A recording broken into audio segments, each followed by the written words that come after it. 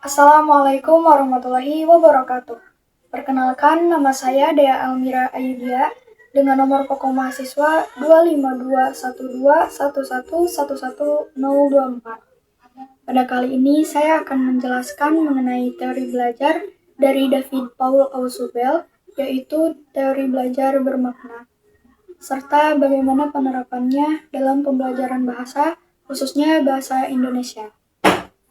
David Paul Ausubel adalah seorang psikolog pendidikan yang berasal dari Amerika Serikat yang lahir pada tanggal 25 Oktober tahun 1918.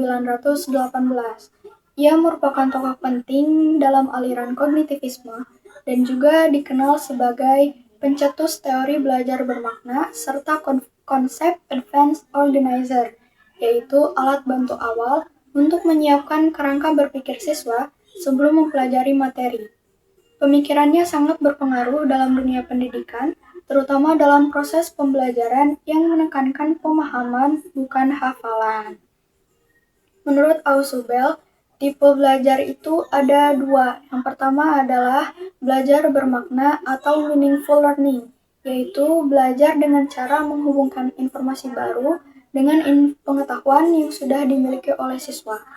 Sementara itu, belajar menghafal atau rote learning adalah cara belajar yang hanya menyimpan informasi tetapi tidak mengaitkannya dengan konsep yang sudah ada. Akibatnya, materi cepat dilupakan dan sulit diterapkan. Oleh karena itu, Ausubel menekankan pentingnya struktur kognitif sebagai dasar pembelajaran. Dalam teori Ausubel ada 3 prinsip utama. Yang pertama adalah prinsip advanced organizer, yaitu materi pengantar yang diberikan sebelum pembelajaran inti. Fungsinya adalah untuk membantu siswa membangun jembatan antara pengetahuan lama dengan materi baru. Lalu prinsip yang kedua ada diferensiasi progresif, yaitu penyajian materi dari konsep yang paling umum menuju konsep yang lebih khusus agar alurnya lebih sistematis.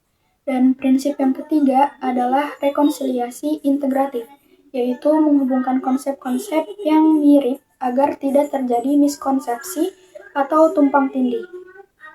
Dalam pembelajaran bahasa Indonesia, teori Ausubel ini sangat relevan karena ketika siswa membaca teks, memahami struktur, mempelajari kaidah kebahasaan, atau menulis, mereka memerlukan proses untuk menghubungkan makna. Misalnya, sebelum membaca teks argumentasi, guru memberikan gambaran umum terlebih dahulu tentang struktur teks.